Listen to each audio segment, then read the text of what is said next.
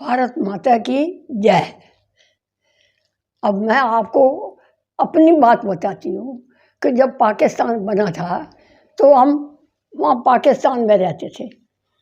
तो मुसलमानों ने कहा कि हम तो जब भी हमला होएगा तो हम पहले डॉक्टर साहब के घर जाएंगे। हमारे फादर डॉक्टर थे और हमारे पास पैसा सोना, लड़के हम तीनों बहनें जवान थी, इसलिए वहाँ से माल भी मिलेगा और लड़कियाँ भी मिलेगी।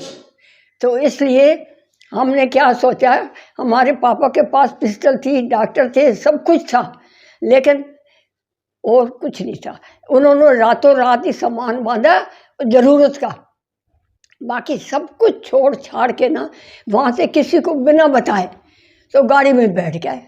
और मेरे ससुराल वहाँ थे रावलपिंडी में।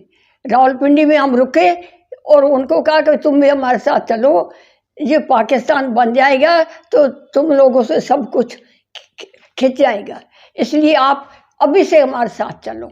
उन्होंने कहा हमारा तो यहाँ दुकानें हैं, मकान है, रावलपिंडी में हमारा बिजनेस है, आप लोग अपनी बच्चियों को ले के जाओ, वो नाजक पली हुई हैं, लेकिन हम तो जब हमला करेंगे ना तो हम गुरुद्वारे जाके बैठ जाएंगे और जब हमला ख़त्म होएगा तो हम वापस आ जाएंगे अपने घर। सब कुछ हम तो छोड़ छाड़ के कहाँ भिखमंगे होके कहाँ जाएं हम। ठीक है, हम लोग तो आ गए, ठीक ठाक पहुंच गए। और बाद में क्या हुआ, रावलपिंडी में आग लगा दी चारों तरफ, और मेरे ससुराल वाले क्या और घर वाले क्या और आस पड़ोस वाले भी क्या, सब कुछ उनको मिलिट्री के आए ट्रक, और मिलिट्री के ट्रकों में घसीट के जैसे भेड़ बकरियां डालते हैं ना, ऐसे उनको डाल दिया और जाके कहाँ पटका, कैंपों में। और कैंपों में छोटे छोटे बच्चे, मेरे नंद के गोदी में बच्चे थे, जिठानी की गोदी में बच्ची थी, वो बेचारी रास्ते में उनको मर गए। दूध नहीं मिला, खाना नहीं मिला, और ऊपर से पैकेट देखते रहे, ऊपर से पैकेट देखते रहे, भाई कुछ आएगा तो हम खाएंगे, कुछ आएगा तो खाएंगे। ये तो अच्छा हुआ कि मेरी सास सियानी थी, उससे निकलते समय पूरे घर में 1300 रुपये मिले, 1300।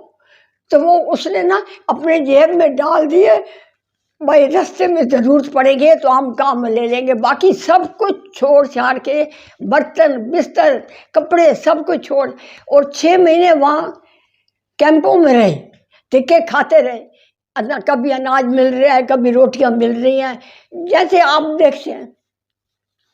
तो वो ऐसे परेशान हो के 6 महीने बाद हमारे पास आ गया जिंदा, और हम जयपुर में सेटल थे तो हमारे पास रह गए थे। हम लोगों ने अपने आप को कैसे संभाला कि थोड़ा थोड़ा सामान लेके थड़ियों पे बैठ कर, तो पापा डॉक्टर थे, उनको एक हवेली में मिल गई, सर्विस मिल गई, उनको 300 रुपये मिले।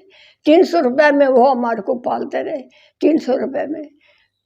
ये हमारा काम है। और अब तो मैं ये कहती हूँ कि हमारी इस उम्र में हमारे बच्चे कहाँ जाएंगे और हम कहाँ जाएंगे, हम कहीं जाने लायक है ही नहीं अब। तो इसलिए हम ये कहते हैं कि जो हमारा इंडिया हमारे से मत लो और हमारे मोदी जी को रखो, और वोट मोदी जी को भी दो। मैं तो कैसे भी हूँ मोदी जी की दासी हूँ और उनको ही प्यार करती हूँ। भगवान करे, हाथ जोड़ के अरदास करती हूँ कि भगवान जी हमारे मोदी जैसे आदमी जो है हमेशा जिंदा रहे। धन्यवाद। ठीक।